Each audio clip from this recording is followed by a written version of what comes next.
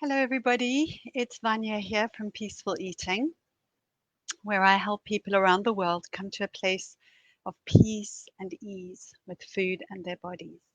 And each week, I answer subscriber questions. So, the way that you can ask a question is to go to my website, peacefuleating.co.uk, find the Q&A tab, and you can just submit a question. It's probably the best and safest way to send me a question because I'm less and less on social media, but I do check them. So you can always send me a personal message as well. So, what you need to know from me is that the people who send me questions, almost always I don't know them. So, the question that I read out to you is the question that I receive, and I don't really know anything about the person's history or anything like that. So this is really kind of general advice. It's not the same as working one-to-one with somebody. All right. So let me tell you what today, just a brief summary of the questions that I have today. The first one I'm going to tackle is about feeling guilty about eating sweet food. The second one is about counting calories and its effect in terms of binge eating. And the third one is whether you can still plan to lose weight using this peaceful eating methodology, or whether those are mutually exclusive. Mutually exclusive. All right, so that's what's in store for you today. And anyone who's watching, if you have a question, just pop it in the box and I will answer it. All right. So here's the first one. I understand the concept about giving yourself full permission to eat what you want, but I just don't know how to eat sweet foods without feeling guilty. I don't know if I ever have. So, when I was thinking about this, I was thinking, why do you feel guilty? Or why do we feel guilty? Not just you in particular, but this is a common issue. Why do we feel guilty for eating foods that we have previously associated with, or maybe even currently associate with, binge eating, with overeating, with mindless eating, and with uh, we might associate them with gaining weight. Okay, so those are the foods that this person is talking about. So you feel guilty because you have certain beliefs about these foods. What are those beliefs? You probably believe they're unhealthy. You believe that they're going to make you gain weight, and that you also believe that weight gain is a bad thing. So, what diet culture has done is it has conditioned us to see food in terms of this dichotomy of good food and bad food. And it's been very good at teaching us moralistic language when it comes to food. Think about how we talk about cheating. It's like cheating is a bad thing. Cheating is a morally bad thing that you should feel guilty about. We've got recipes for foods that have the word decadent and sinful in them. And we talk about ourselves as being naughty when we eat any of those foods, right? It's just a very normal way that people talk about how they are the foods that they're eating, or about themselves in relation to the food that they're eating.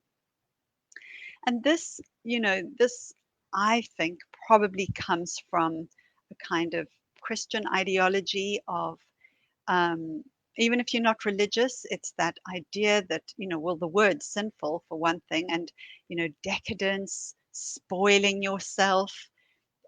These are all words that are, well, in that kind of environment.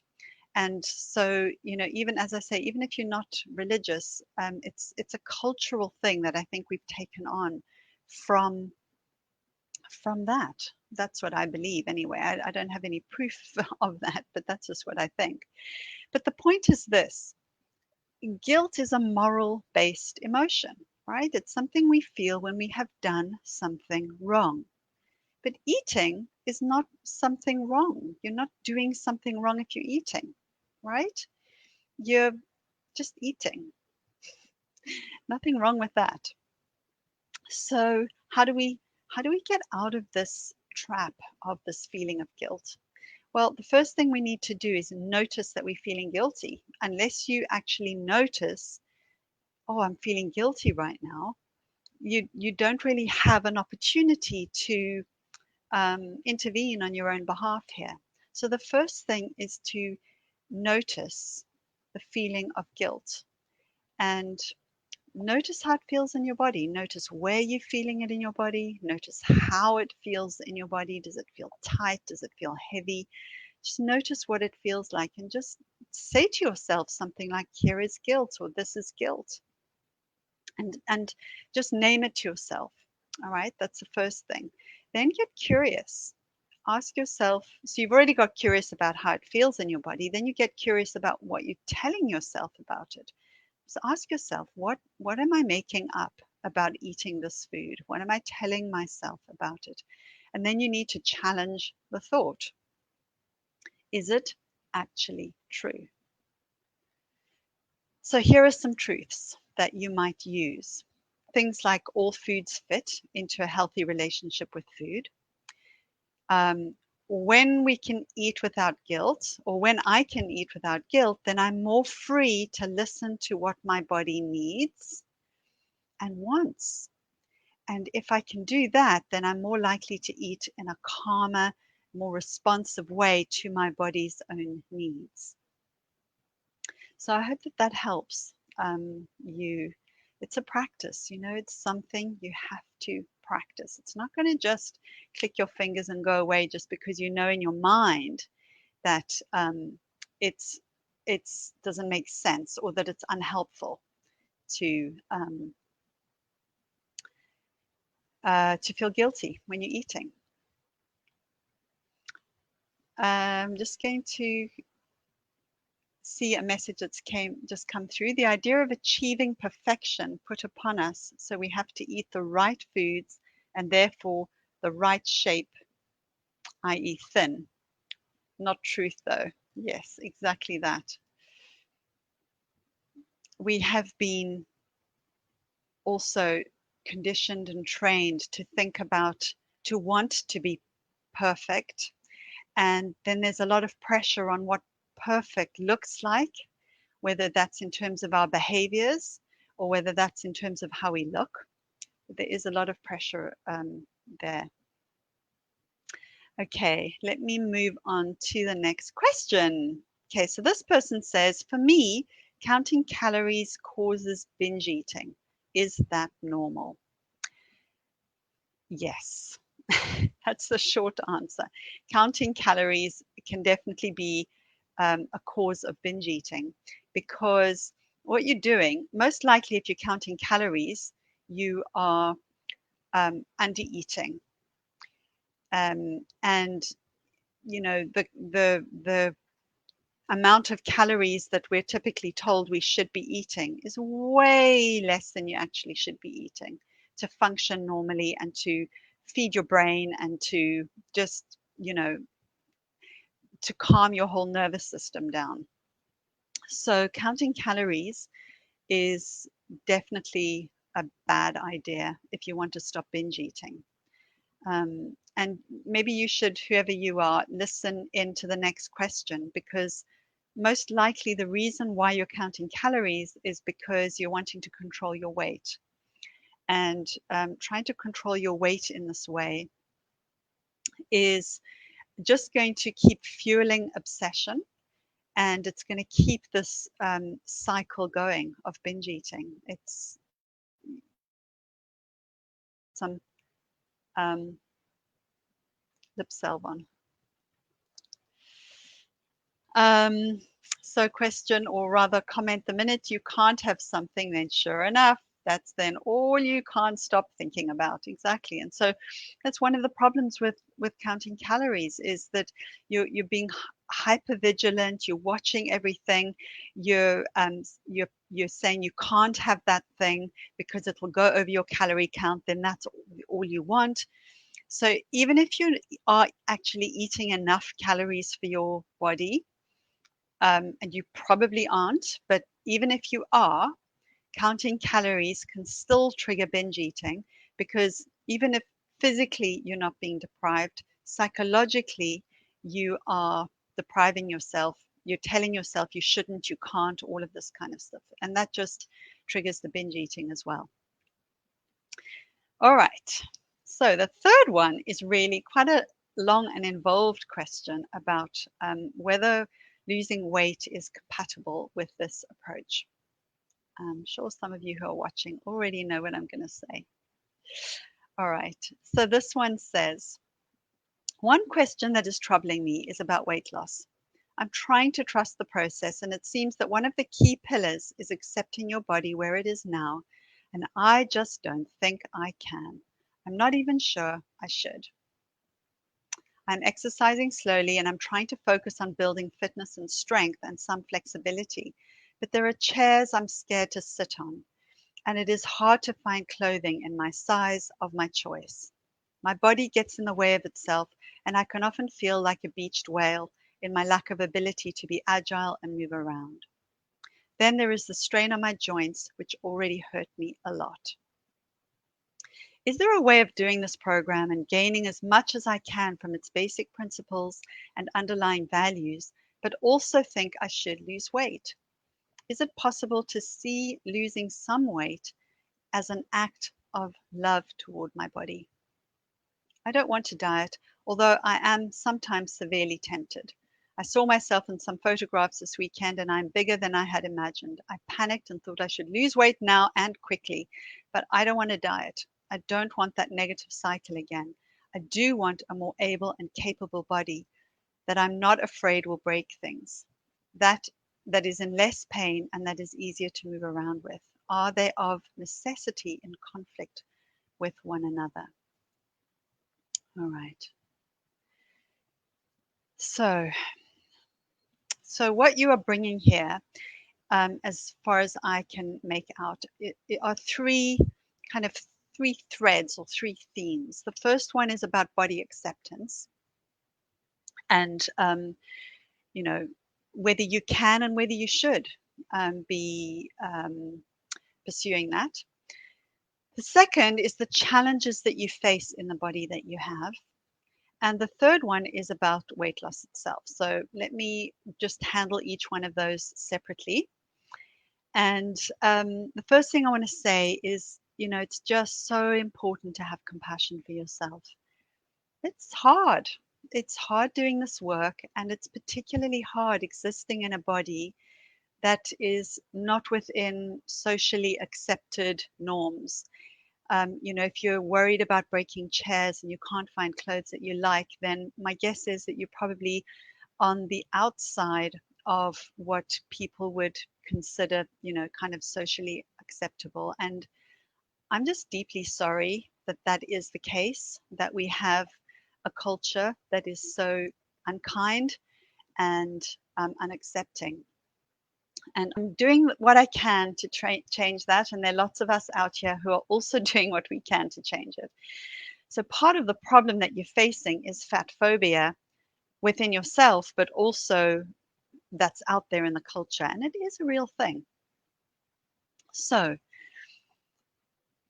let's talk about body acceptance. So my guess is that your resistance to body acceptance is the belief that if you accept your body as it is, it won't change. And that's just not the case. Look, whether or not you accept your body, it's going to change, because bodies do. They are dynamic organisms and they change. I've just been through menopause. My body has changed. I've had 2 children. My body for certain changed. And I'm getting older and I can tell that my body is changing. So it's inevitable that our bodies change. And in fact, what has been found to be the case is that non-acceptance is quite stressful on our bodies, both in terms of the fact that we'll be producing a lot more cortisol and stress hormones with that non-acceptance. Just think about it.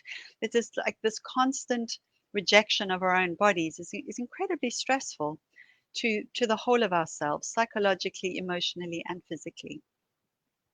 But the thing is that acceptance actually has been found to create sustainable change. Rejection isn't really a great motivator for change. Acceptance and kindness is a much more sustainable and better motivator for change. So I hope that you take to heart a little bit of that, and that you can see that actually accepting your body, A, doesn't mean it isn't going to change one way or another, and B, that actually acceptance doesn't really have downsides. It really only has upsides, particularly in reducing internal distress. So let me talk about the challenges that you are facing within the body that you have.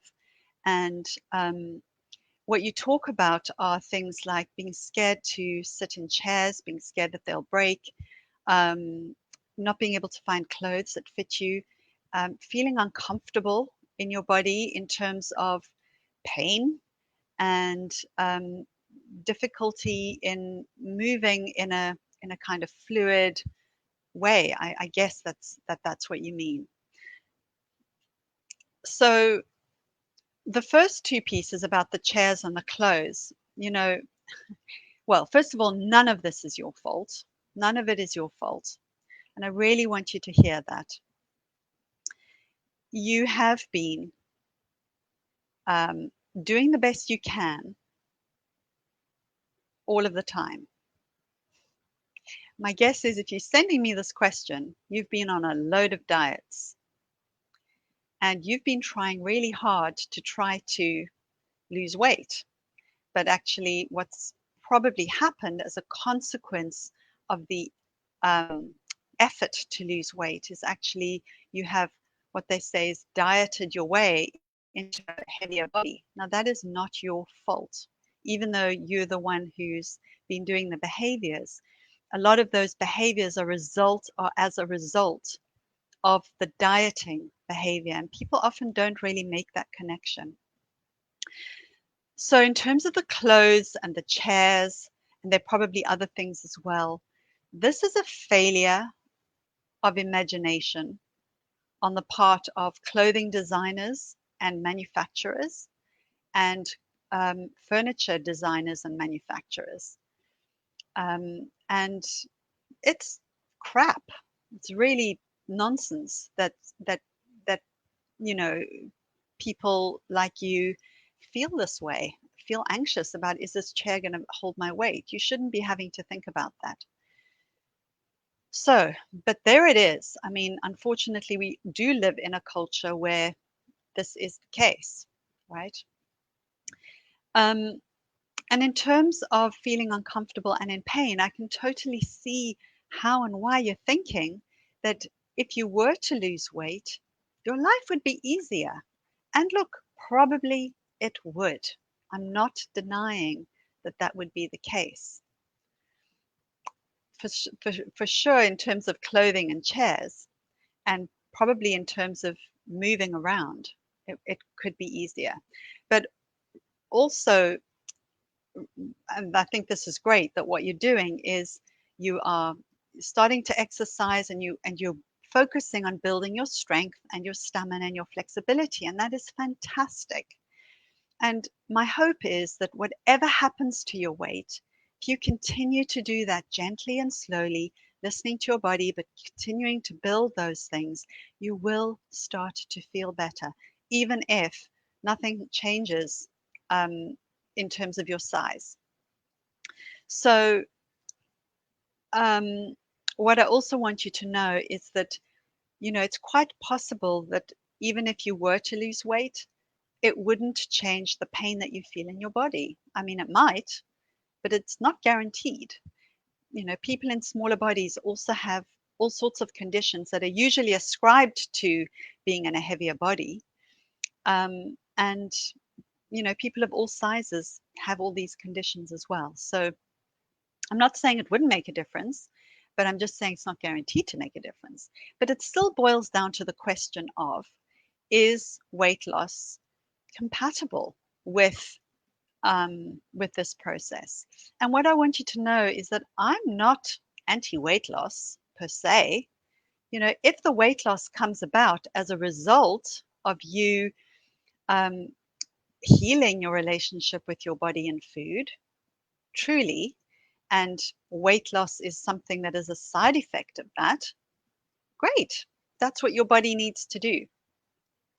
What I'm not encouraging and what I don't support is having weight loss as a goal, having it as a focus of your attention in terms of your relationship with food and your body. And I'm going to tell you why now. So, part of the problem is that our weight outcome is very, very complex. What goes into our weight outcome? It's not just about calories in and calories out. There are over 100 factors that go into what ends up being our weight. And um, most of those, almost all of them, are not within our control. It's about how our genetic disposition, what our genes do in terms of how our genes cope with chronic dieting. What your particular genes will do with that. They might elevate your set point weight range. Get a bit tongue tied there. What your genes do in terms of your hormone regulation, how your body processes macronutrients. Not all bodies are the same. And when we add in dieting, which to our bodies is like a famine, this can disrupt processes that happen in our bodies. So, and I'm just scratching the surface, and this is not my expertise. It's just from the things that I've read and that. So um, it is very complicated and complex, and it's just not that simple. But there are other reasons why um, having weight loss as an intention is going to probably be counterproductive. You might think that it actually will improve your body image, but actually it's really a destabilizing factor in terms of body image. Why? Because you're constantly being hyper vigilant about your body, constantly worrying about it, thinking about how it's looking, and a lot of focus and attention on the body is is disruptive to our body image. So it's not actually helpful.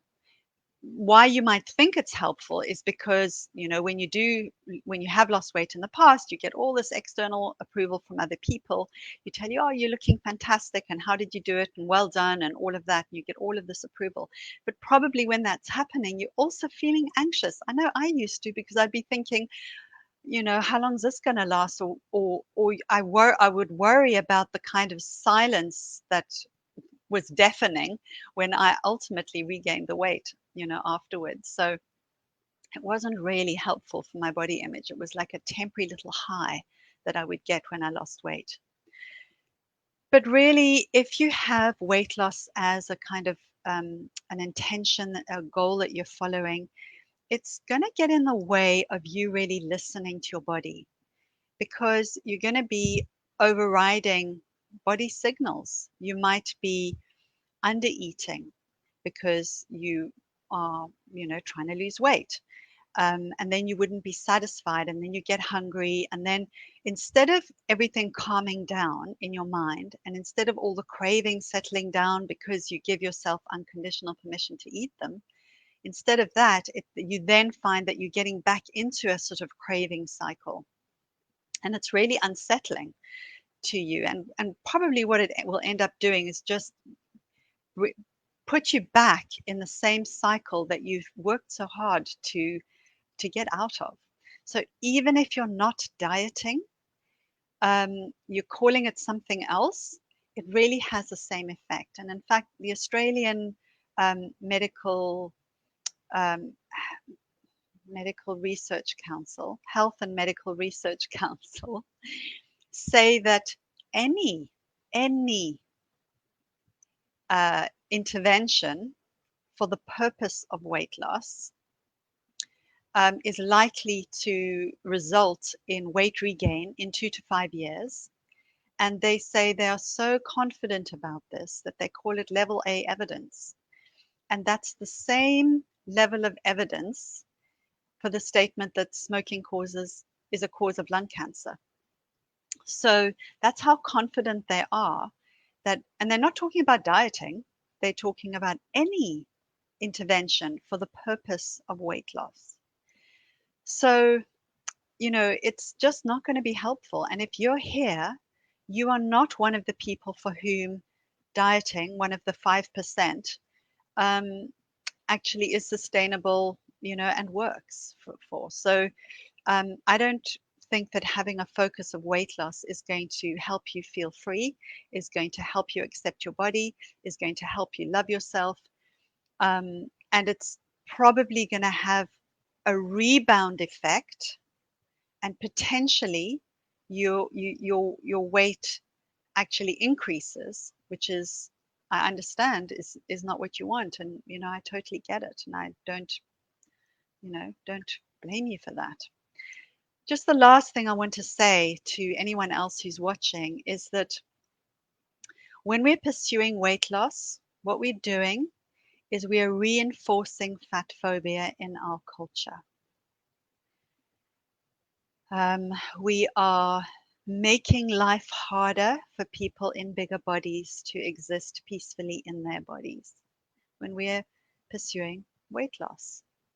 So I'm going to leave that question there. It was quite a long response. I'm just going to check the questions here. So nice to see you here. Okay, well, there are no questions, more just comments. So saying that was a great question. Somebody said she hates the effect of menopause, and a thank you. You're very welcome. Any other last questions before I go? I'll just wait for a second or two. Been here for, it's been nearly half an hour. Fiddle with my focus and my wonky camera. Sorry about that.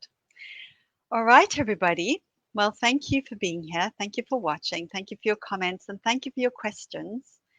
Please do go and submit your questions via my website, peacefuleating.co.uk. Find the Q&A tab. You can submit an anonymous question.